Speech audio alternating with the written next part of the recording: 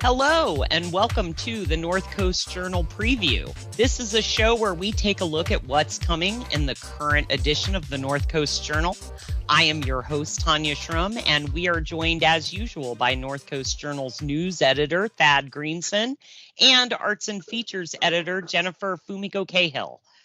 And I welcome you both, and of course, Feliz Dia de los Muertos to you both. Indeed, and likewise. How are you doing? I'm doing great. Hope everybody's having a good day after a long Tuesday night. Yes, I'm doing better than my kid, who is stretched a little thin this morning. Well, it's like at least the adults are not riding the sugar wave this morning, so that's a good thing. Indeed. I mean, some of us are. Some of us are. Hydrate, people. Yeah. Well, Thad, would you like to fill us in on what's coming to this week's cover story? Yeah, Tanya, this week we have a story that is a little bit outside of our normal coverage area. You know, normally we try to keep our focus really squarely on the confines of Humboldt County, and this year this week we ventured a tiny bit out of bounds into Siskiyou County, specifically to the Salmon Rivers Outpost near Orleans. And we have a story that's actually by Indian Country Today, which is a nonprofit that covers all Native communities nationwide, and very regularly comes to our little neck of the North Coast. But they were looking at, it's a really compelling story that I think has a lot of just really interesting angles. But it's basically the story of a small outpost, a former trading post that was started in 1849, so in the heart of the gold rush days.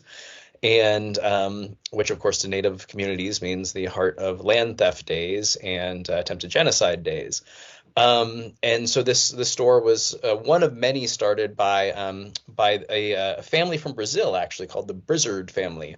And I think they owned about a dozen, and was operated as a gold mining trading post. And so really was a place that both helped facilitate the land theft and attempted genocide of Native people in our communities, but then also, very much profited from Native communities. It notes in the story that they used to, that the trading post used to sell Native baskets and other cultural items and crafts, and would pay the folks producing them with what they called Brizzard coins, which were, family-made coins that could only then be used at the trading post, and that many Native people who were paid in these didn't even use them. They skipped them across the river, did other things with them, because money was a foreign concept at the time.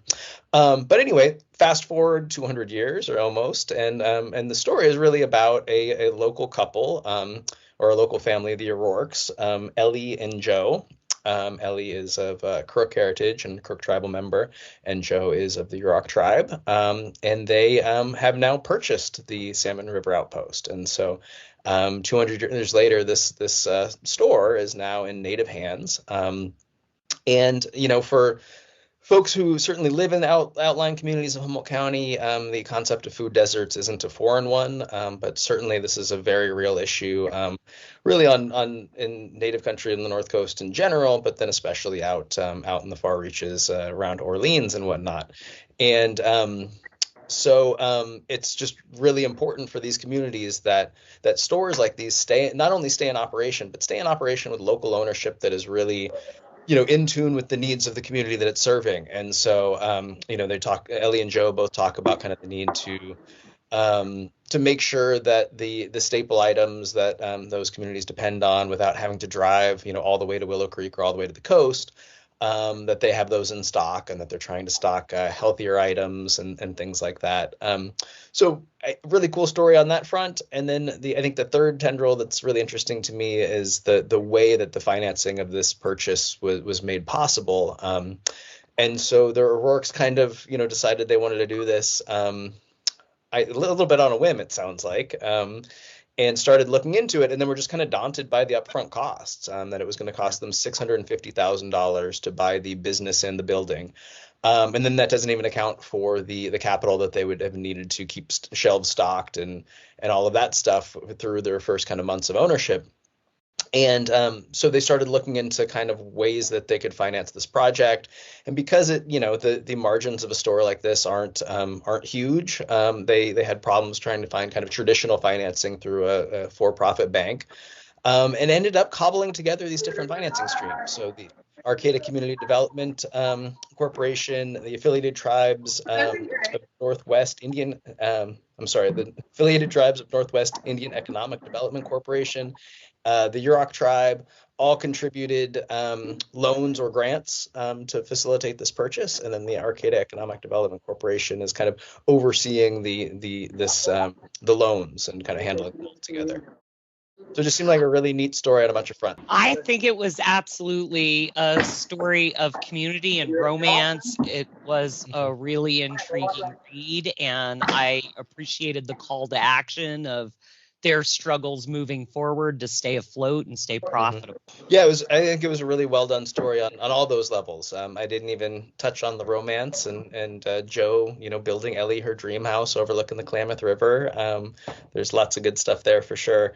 And, the other thing I will say is it's also kind of part of a much bigger fabric of stories in that the primary chunk of the funding available for this was made possible through a federal program that is providing $73 million to, I think it's 39 tribal governments for economic development projects like these, projects that are really hyper locally focused, that can make a big impact in these communities. I definitely agree, and I think it was a wonderful thing to touch on, that drop in the bucket of bringing those communities into a more profitable and prosperous place. So thank you for that story, Thad. I'm really grateful for media partners like Indian Country Today that that allow us to share their content and reprint it and bring kind of added layers and stories that we wouldn't be able to get to ordinarily to our readers and the community. Yes, I appreciate that as well. Before we switch gears to Jennifer, I know you have an update on a story that we covered not long ago. Yeah, so Stephen Dinsmore, who we've written back about, I think, in the last few issues now, is the Eureka man who had been incarcerated for 17 years for trying to shoot a sheriff's deputy back in 2005, and he was released by a Humboldt County Superior Court judge who basically struck the firearm enhancement of his sentence and released him from prison back in 2022. And Stephen an appellate court later overturned that decision and ordered that Stephen be returned to jail. And he's kind of been in this legal limbo since, because the law has changed again, basically giving the judge the ability to strike that firearms enhancement. But that law doesn't take effect until January. And so the judge, John Feeney, has indicated basically that he intends to do that. He needs to go through kind of the full hearing process, but he's said that he is determined that Stephen has been rehabilitated in his time in custody and is 15 months out of custody before the appellate ruling sent him back. And so the question has kind of been what happens to Stephen for the next couple months? Does he have to stay in Humboldt County Jail, or his attorney has been trying to find a way to kind of get him released back into the community on some sort of electronic monitoring or supervision from the probation department until the judge can officially modify his sentence and make him again a free man? And so I went to a hearing this week, and essentially the court determined that it just doesn't have the jurisdiction to release him, that he's in this really unusual position where he is technically supposed to be serving a prison sentence. So the judge can't, a superior court judge doesn't have the authority to release a prison inmate. That's the grounds of state parole and state prisons. But he's not in state prison custody, so state prison can't really do that right now either.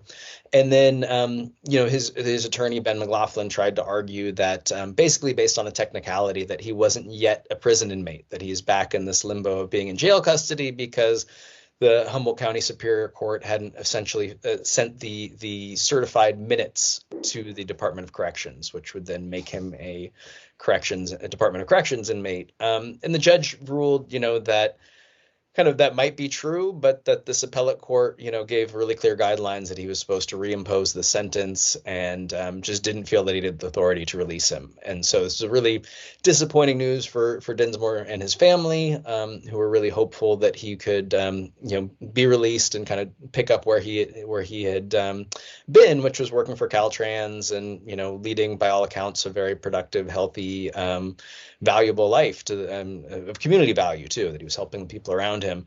And that's on hold. So now there's a January 8th court date set for resentencing, and all indications are at that date that Judge Feeney will do what he did a couple of years ago and reduce his sentence and order Dinsmore released. But he's got to spend some time in Humboldt County Jail before that's going to be able to happen.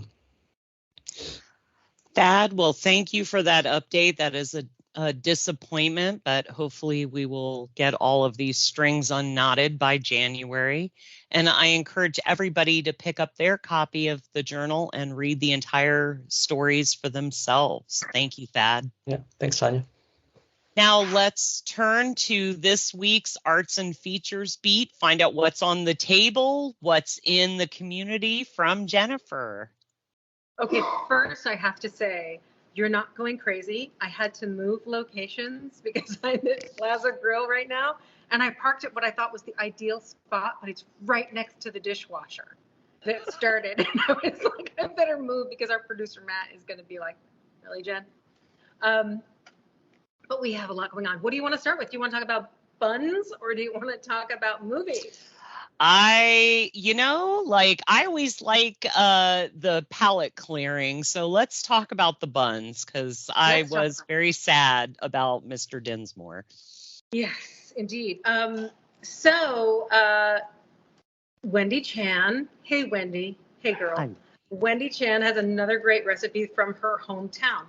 I don't know what the deal is with her rural hometown, but somehow she and her family were able to make these incredible meals over a wood stove, like a rural Chinese wood stove that she was like putting logs in. I don't understand how she did it, but she did. And Linda Stansberry, I think, might have wood stove chops also. But she wrote a great story for us this week and recipe about these wonderful buns, like, char siu bao, if you are a person who loves to get bao in like San Francisco and stuff. Normally they're like, less than a regulation baseball, and stuffed with pork, sometimes sweet, sometimes savory. These buns are different. They're the ones that she grew up eating with her grandpa, and her grandpa would do classic grandpa, guess what's in the bag? And it would be these wonderful seasonal treats. And they were not just the baseball. They were like, I don't know, how big is a regulation softball? They are verging on like kickball material. They are a 6-inch diameter bun. It is a big old bun. And it's borderline reckless, let's be honest. It is. It is a two-hander. Don't be like driving. No. So it's this wonderful two-hander bun that has half a boiled egg, a big old slice of Chinese lapchang sausage, which is that deep red sausage with the wonderful kind of jewels of fat in it that has a little sweetness to it. It's that wonderful Chinese barbecue pork flavor, just like distilled down into a sausage. Fantastic. And all of that is inside these buns that are, as I said, large. And I think they rival the torta. And they are steamed, and she has wonderful instructions for how you can make it turn out like hers. And I got to tell you that I have done with Wendy's recipes. I have watched her cook some of these things, and she is not holding back the secret ingredient or method that will keep you from replicating her recipe. I know some of you out there do this. because I've received your recipes and I've been lied to. But one of the key things is she gets pork that's not too lean. I know we've been brainwashed by big lean pork, but in fact, you want a little fat, maybe like a little shoulder or something like that. And she chops it herself or grinds it herself. I realize not everybody has the time, the capacity, the tools, etc., but it does make a difference. A fine grind produces a really different texture than a rough grind or a hand chopped pork, you know, those little bits. And you know, when you go to Chinatown and the meat is just like, it breaks apart. It's not tough. It's not rubbery, right? That's a larger grind that makes that happen. And so she does suggest that. But she has a couple of variations, and the recipe is for making the dough that's going to steam up into the delightful bun filled with all this stuff. And it makes like 8 of them. So like, come hungry or bring friends. And it's one of my favorite things. I've eaten the small version of this bun before that she made. And have I had 2 at a time? Maybe I could enjoy the large bun. But pour one out for her grandpa that she still misses, and enjoy this recipe because it's a good one. I also like the mushroom substitutions that went on in there. That yeah. I'm a definite fan. Wendy is a big fan of local mushrooms, and so swapping in matsutakes or even possibly other mushrooms, but matsutake has the most earthy flavor to compare with something like a reconstituted dried shiitake. And but she is a big mushroom lady. She is out there. She's foraging, I'm not sure, but I know she has done some trades, some like crazy multiple. I got a chicken from this person and I traded it for some pork fat, and then I traded that for some mushrooms kind of thing. And she also wrote a long time ago about driving up to Auric to meet some stranger from online in a gas station parking lot to buy mushrooms out of his trunk. She said it felt like a drug deal. I was going to say, I'm sure there are other youths that are driving around trading mushrooms out of trucks, but I digress. Yeah, so if you see a friendly looking Chinese lady just standing on the corner in Auric, she might be there for the mushrooms. Excellent. And then, speaking of which, we also have some ancient history returning back to the area. Yes. So you know that there have been many films filmed in Humboldt County, and I'm sure you've taken some out-of-town visitors to say like, oh, look, they filmed Salem's Lot over there, et cetera, et cetera. But apparently way back in 1919, somebody made a movie here about lumber barons that bore striking resemblance to William Carson. And that movie was thought to be lost for most of this century, or the century before. What my children sometimes cruelly refer to as the 1900s. Monsters. But it has resurfaced. The copy was found in Russia. A GoFundMe was able to change they're not subtitles, they're called intertitles when they're on a silent movie, right? So this is not a talkie, it's a movie. And it's going to be showing again. And Alex Service, who writes wonderful history stories for us, and she is the curator down at the Fortuna Depot Museum, and she knows everything. And she will also fight you about Lord of the Rings adaptations, by the way, if you see her. But she has written a really great story about the history of making that film, how local newspapers greeted it, how the public greeted it, what the premieres were like, and the tragic backstory. She talks about how the writer of the original book that it's based on worked briefly for the Dole Beer Carson Lumber Company, and then wrote about came back up to write his novel, The Valley of the Giants, and hewed pretty closely to William Carson, although probably not exactly warts and all, because this timber story about saving the redwoods, which did have some impact, motivating people to get involved in the kind of save the redwoods movement. I don't think we're going to find a warts and all look at the impact of the timber industry on the land in general, on Native people, on labor, etc. But it is of its time, looking at the time it's in, right? Which is really interesting.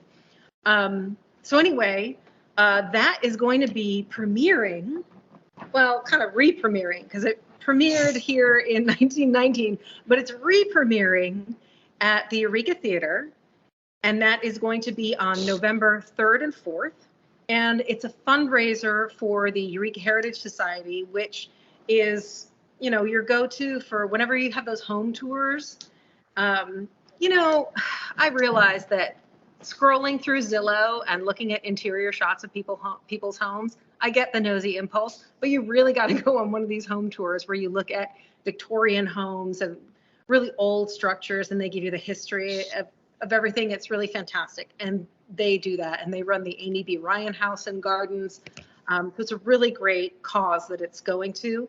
And if you've got time, and if you are a history nerd or an old movie nerd, definitely go and check it out. And when you see Alex Service there, fight with her about Lord of the Rings. Sounds like a plan. I thought it was also really interesting that because of an accident that occurred during the filming, we had our first possible actor that OD'd, part of, you know, having an addiction and therefore losing his life to an addiction. Yeah, is it a proud Humboldt moment? No. No, of course not, but fascinating nonetheless. Yeah. So just before they were filming a train wreck scene, they had a near wreck, and everybody survived it, but the movie star Wallace Reed got a terrible injury on his head that led to pain medication being prescribed, and then an addiction to said pain medication. And I think he only, let me see, that was in 1919, and I think he only lived until 23 or something. Yeah, like he that. was 30, 31 or something. Right, and he had gone to rehab and etc., but it finally took his life, and was really shocking. And at the time, that was the first publicized drug-related death for an actor, and it was a big deal. Well, and it makes me think of, in that time frame, the soldiers coming back. Mm-hmm. It might have opened up a discussion about, you know, the same thing that the soldiers were experiencing after being on morphine. Nobody gets away from granddaddy morphine. Like, that's very scary. I can't believe you just said granddaddy morphine. Yeah. I'm in medicine, and that's yeah. But it's wild, right? When you think about it, what really struck me about that was, of course, the tragedy of it, but also the fact that he was the first, according to Alex's story, the first American celebrity known to have died as a result of drug addiction, which means they must have kept a ton of that under wraps, because there were certainly plenty, especially, you're right, after the First World War, there was plenty of morphine abuse and overprescribing and everything else, and people dealing with traumatic injury, etc. It's interesting to see history repeating itself, right? Because we see that now in our own celebrity news in our lives, right? And among veterans that are still affected today. Well, I think it would be an excellent, not only, a great fundraiser, but a great film to check out and see what the North Coast looked like back in 1919. Absolutely. Way before any of us were born, children. Alex says if you pay attention, you can scout lots of locations around the county. That's what I would definitely be hungry for. Exactly. Yeah. But that wraps up our time for this week. So the current edition of the North Coast Journal is available on newsstands now. Pick up your copy today, or of course, it's available 24/7 at northcoastjournal.com. I am Tanya Schrum. Thanks for being with us and staying informed and supportive of our North Coast community. Have a wonderful week.